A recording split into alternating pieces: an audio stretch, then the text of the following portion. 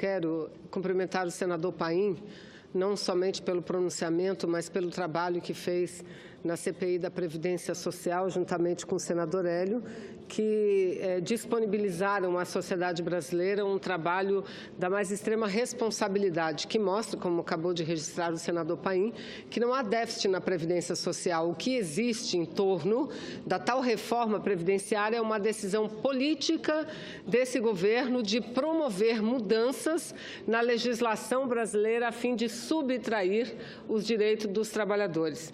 Mas, senhor presidente, antes de iniciar a abordar o assunto que me traz à tribuna, eu venho aqui com este cartaz mostrando que hoje são 110 dias que Michel Temer, este presidente ilegítimo, descumpre a sua palavra perante o Senado Federal, a sua bancada de apoio e o Brasil, e não edita a medida provisória que promove mudanças na recém-aprovada reforma trabalhista. E quero dizer o seguinte: esse fato tem sido muito ruim, não para Michel Temer. Este não tem mais o que perder, não tem mais de onde perder apoiamento, porque não tem apoiamento. Ele tem apenas 3% de apoiamento, mais de 97% de rejeição. Todas as pesquisas mostram isso. Mas esse fato está ficando muito ruim, está depondo contra 8 senadores e senadoras que assinaram um acordo, que receberam uma carta assinada por Michel Temer dizendo que estariam votando a reforma tal qual veio da Câmara dos Deputados, mediante um acordo de que Michel Temer mudaria a proposta através de vetos e de medida provisória. Vetos não existe mais. Medida provisória até agora nada, e pelo que estamos lendo na imprensa, parece haver uma decisão do governo de promover algumas mudanças, algumas maquiagens apenas, não mais através de medida provisória, mas através de lei. Repito, Michel Temer não tem mais o que perder, já está desmoralizado e agora desmoraliza toda a sua bancada de apoio do Senado Federal. Repito, desmoraliza toda a sua bancada de apoio aqui no Senado Federal. Em segundo lugar, senhor presidente, de forma muito pontual, quero registrar e lamentar os fatos que vêm ocorrendo nesses últimos dias lá no meu estado do Amazonas, no município de Humaitá, onde nós estamos vendo um embate inadmissível, um embate violento entre garimpeiros e o IBAMA, servidores do IBAMA. Felizmente, nenhuma baixa foi registrada, nenhuma morte, ninguém ferido. Mas colocar, atear fogo em sede do IBAMA, do Chico Mendes, é algo também inaceitável.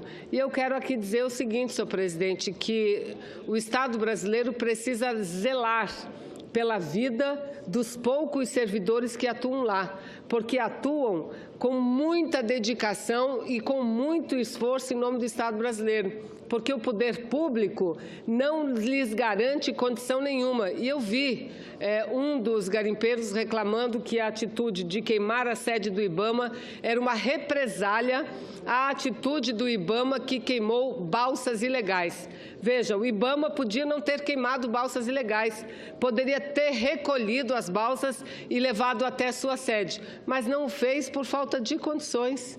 Então, quando ele não dispõe de condições para isso, a lei garante que aquele instrumento utilizado de forma ilegal pode ser, sim, destruído. Então, eu lamento, e grande parte de tudo que acontece por conta da falta de compromisso do Estado brasileiro para com esse conjunto de servidores. E agora, senhor presidente, iniciando o tema que me traz à tribuna, dizer o seguinte: retomamos o trabalho essa semana após a Câmara dos Deputados ter votado e, mais uma vez, absolvido Michel Temer de uma grave acusação recheada de provas, de fatos contundentes, ou seja, a Câmara dos Deputados poderia ter agido de forma diferente.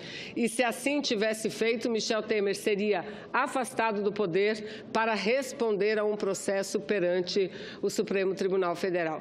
Eu acho que vai ficando muito claro ao Brasil, à nação brasileira, ao povo, muitos daqueles que lutaram e defenderam a saída da presidenta Dilma, de que a luta não era uma luta contra a corrupção. A luta que se travou à época era para substituir um governo cujo programa que vinha sendo aplicado não era um programa que os favorecia.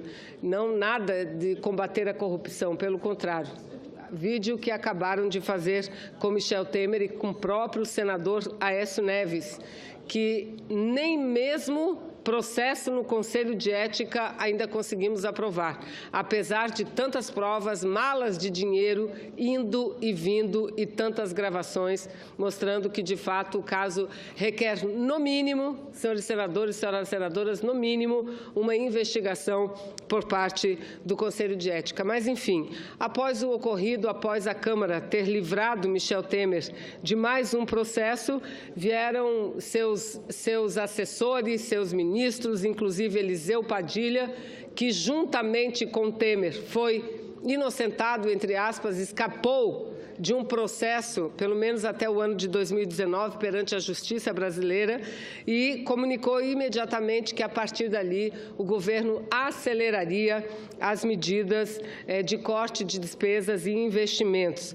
e que o fariam através de medidas provisórias, o que gerou, de início, uma crítica por parte do presidente da Câmara dos Deputados. Mas vejam, no dia de ontem, publicaram de forma extraordinária, através de uma edição extra do Diário Oficial, duas medidas provisórias. A medida provisória 805 e a medida provisória 806, ao tempo em que também anunciaram mudanças na lei orçamentária anual.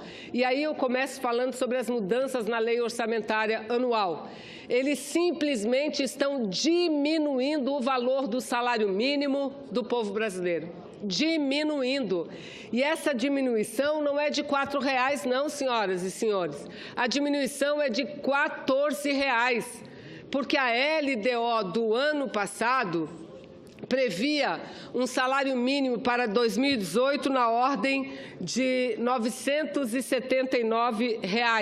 979. Posteriormente a isso, quando o governo enviou para o Congresso Nacional o projeto de lei de orçamento anual, o valor de R$ 979 caiu para R$ 969, ou seja, caiu R$ 10, já na primeira versão da LOA, da Lei do Orçamento Anual. E agora anunciam que esse valor de 969 deve cair para 965. E o ministro do Planejamento, que substitui o líder do governo, Romero Jucá, que foi demitido por Michel Temer, mas deixou lá um representante seu, vem a público dizer que o governo apenas cumpre a lei. Não é uma questão de cumprir ou deixar de cumprir a lei, é uma questão de decisão política, porque a lei do salário mínimo que nós aprovamos, ela prevê o mínimo para o reajuste do salário mínimo. O máximo pode ser previsto plenamente pode ser feito, basta ter uma decisão política. Mas a decisão política do governo qual foi? Aplicar a política da austeridade apenas para o trabalhador e a trabalhadora brasileira, para aqueles que ganham muito pouco, para aqueles que sobrevivem com o salário que recebem no final de cada mês, para aqueles que vivem com dificuldade com o fruto do seu suor, da sua labuta. O jornal hoje mostra, Banco Itaú teve um lucro, o lucro do Banco Itaú cresceu 12,6% no terceiro trimestre desse ano. Ou seja, enquanto o setor financeiro